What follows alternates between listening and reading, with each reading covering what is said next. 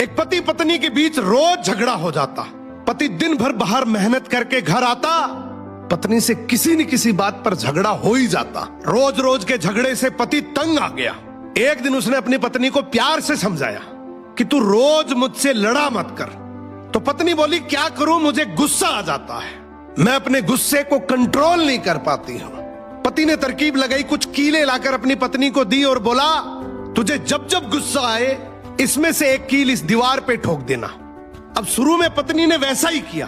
जब उसको गुस्सा आता वो दीवार पे एक कील ठोक देती। फिर उसे एहसास हुआ कि कील ठोकना आसान काम नहीं है, तो वो कोशिश करने लगी अपने गुस्से को काबू करने की।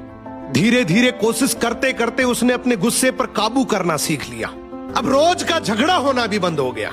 फिर एक दिन पति ने कहा कि अब जब भी लगे कि गुस्सा शांत हो गया है तो दीवार में से एक एक करके कील निकाल देना। पत्नी ने फिर वैसा ही किया। जब उसे लगता कि उसका गुस्सा शांत हो गया है, वो अपने गुस्से को कंट्रोल कर पा रही है, तो वो दीवार में से एक कील को हटा देती। अब समय के साथ दीवार से कीलें तो सारी हट गई, लेकिन उन कीलों से दीवार पर हमेशा के लिए बहुत गहरे निशान पड़ गए। अब उस पति ने अपनी पत्नी को जो समझाया वो हमारी जिंदगी में बहुत काम आएगा।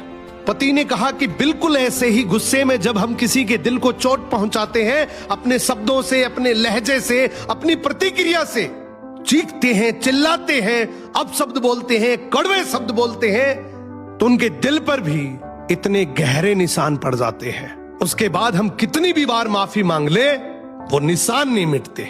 गुस्सा आना नैसर्गिक है, नेचुरल है, ये पार्ट ऑफ लाइफ है। लेकिन इस गुस्से को कंट्रोल करना, इसको काबू करना, ये एक आर्ट ऑफ लाइफ है, ये एक कला है।